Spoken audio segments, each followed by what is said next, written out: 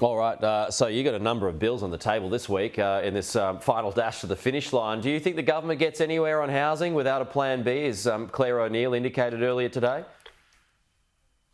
Well, I don't think so, because I don't think they have a plan for housing. I mean, they've got a discredited state government level scheme which is not being sufficiently taken up in the states. Our solution is to, unplug the arteries and allow more housing to be built and to reduce immigration to take pressure off the housing stock. So it's a supply and a demand measure.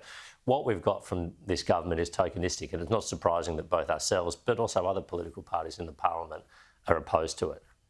Electoral reforms is an interesting one too. Is the coalition any closer to a deal on this?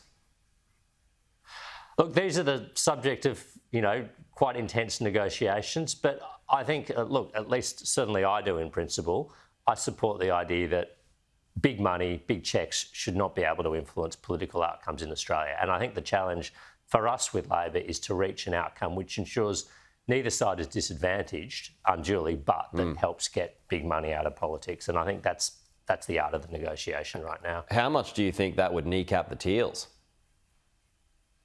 Well, I mean, I would point out that the Teals in the last election spent often upwards of $2 million per electorate. They had donors writing cheques of $1 million or more.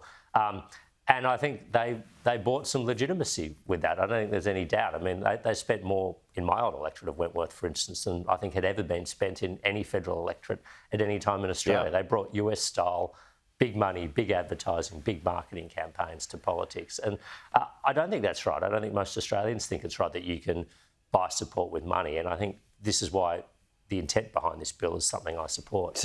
Yeah, and so it would hobble them, do you think? It would hobble the Teals if there was larger restrictions in place when it comes to donations?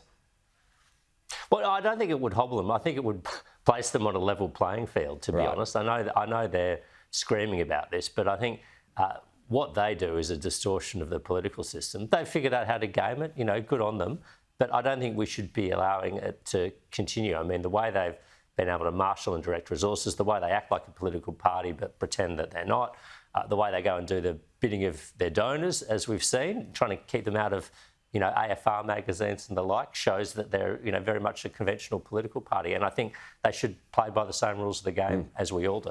All right, Dave, good to see you. It's Dave Sharma there, Liberal Senator, coming to us live from Canberra.